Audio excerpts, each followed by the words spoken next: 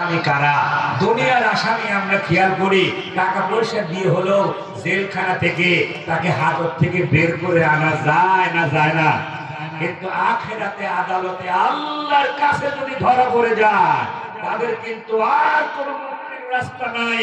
আমরা আজকে অল্প হলেও জানতে চেষ্টা করব আখিরাতের আসামি কারা, কোন কোন অপরাধের কারণে তারা আখিরাতের আসামি হবে। এই মর্মে আমি আপনাদেরকে আলোচনা শুনতে চাই। আপনাদের কি মনোযোগ আছে আলোচনা শোনার? দেখি কারা কারা শুনতে চান হাত তুলে দেখান তো। লিল্লাহি তাকবীর। মাশাআল্লাহ, অ্যাটেনশন আছে। আমরা আলোচনায় বসে বুঝতে পারি আলোচনা শুনবে না শুনবে না, এটা কিছুটা আমাদের নলেজ আছে। এবার আমরা আসি একটি মাত্র এক্সাম্পল, এরপরে কোরআন থেকে ডাইরেক্ট আলোচনা। এই যে পবিত্র মাহে রমজান আসতেছে, বলেন তো রোজাদারের জন্য খুশির খবর আছে না নাই? কিন্তু যারা রোজা রাখে না খালি জিজ্ঞাসা করতেছে, হুজুর এই রোজা কবে হবে নি? তাই বললাম ভাই আপনি কি রোজা রাখেন? কয় না, কিন্তু তাহলে বারবার জিজ্ঞাসা করেন কটা কয় নাকি? মানে রোজা যে না তার চিন্তা বেশি আল্লাহ আমার পাশে বসে আমার মসজিদে প্রতিদিন 100 জনের ইফতারি দিই। আমার মসজিদে আমার পাশে বসে একজন ইফতারি করতেছে, আমার কাছে হুজুর আজকে তো ছোলাটা স্বাদ হয় নাই। আমি ব্যাপার কি, আমার তো ডাউট লাগতেছে, আমার তো সবই ভালো লাগতেছে, ছোলা বড়া তারপরে আরো যেসব খাবার, প্রত্যেকটা খাবার খুব স্বাদ লাগছে, রোজা আছে। আমার খুব সন্দেহ হলো। সেই সময় 17 রোজার দিন, কানে কানে বললাম যে ভাই আপনি কি রোজা আছেন? কয় হুজুর একা মালিকের ভাই বলতো রোজার দিনে রোজা না রাখলে দিনের বেলা সাথে এসে সেই লোকের কি আর বিকেল বেলা কোনো খাবার ভালো লাগার কথা? তাহলে ওর তো স্বাদ লাগবে না।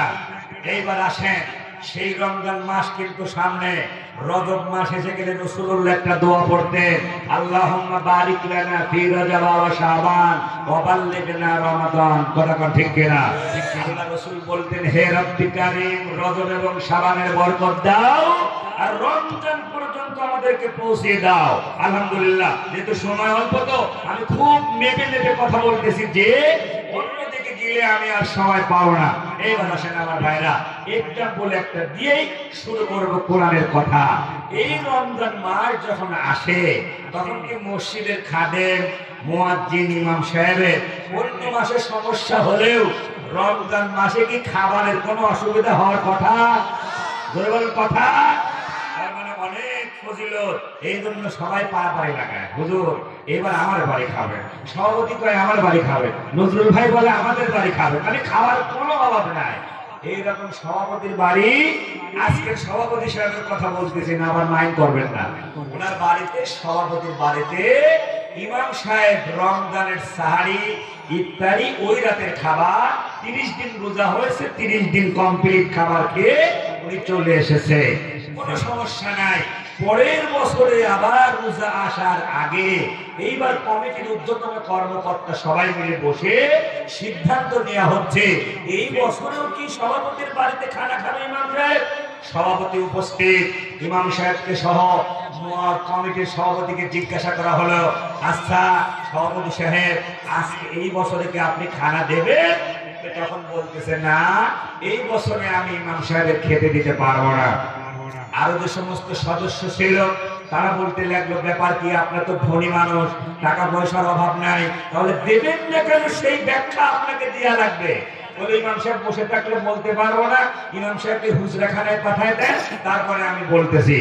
কমিটির লোকজন বললেন, হুজুর একটু হুজরাখানায় যান, আমরা সভাপতির মুখ থেকে একটু শুনি, তারপরে আপনাকে আবার ডাকতেছি। এইবার আমার ভাইরা জিজ্ঞাসা করলো, কেন দেবেন না? কয়েকদিন ইমাম সাহেব যে ঘরে বসে খানা খাইছিল ওই ঘরের থেকে কিছু টাকা চুরি হয়েছে, আসলে ওরা তো বলতে পারতেছি না, আমাদের মনে মনে টার্গেট উনি গেছে।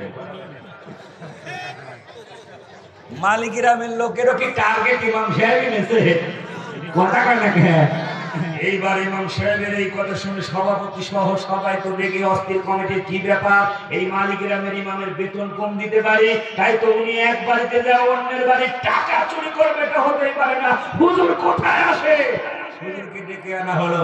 হুজুরের সামনে যখন এই কথা বলা হলো, হুজুর তো রেগে লাল হয়ে, আবার উনি ঠান্ডা হয়ে গেল, বললো কথা উনি ঠিকই বলেছেন, টাকাটা আমি হাত দিয়ে নিয়েছি, সেটা কিভাবে সেটারও আমি ব্যাখ্যা দিচ্ছি। আমি খাচ্ছিলাম, কিন্তু ফ্যানের বাতাসে টাকাটা কোথায় ছিল আমার জানা নেই, কিন্তু ফ্লোরে ওই বাতাসে 200, 500, 1000 টাকার নোটগুলো পড়ে গেল ভিতরে। মা বোনেরা, আমি তো ওইগুলো গুছায়ে ভিতরে যেতে পারি নাই, বিধায়ী আমি সব টাকাগুলো এক জায়গা করে ওইখানে র্যাকের উপরে রাখা কোরআন শরীফের যেখানে ফাতিহা সূরা আছে ওই সূরার কাছাকাছি আমি কিন্তু কোরআন শরীফের ভিতরে টাকাগুলো রেখে এসেছিলাম। তাহলে বোঝা গেল সভাপতি সাহেবের বাড়িতে 1 বছরের ভিতরে কেউ কোরআন শরীফ খুলে পড়ে না। না না না, কথা কয় নাকি? আলোচনা কি চলবে সারা রাত? দেখি কারা কারা হাত তোলেন তো, হাত তোলেন তো। সর্বনাশ, খেপে খেপা বসে হয়ে গেল, সারা রাত তো হবে না। এইবার আসেন তো আমার ভাইরা, যেহেতু আমরা কোরআনের একটা এক্সাম্পল দিয়ে নিলাম,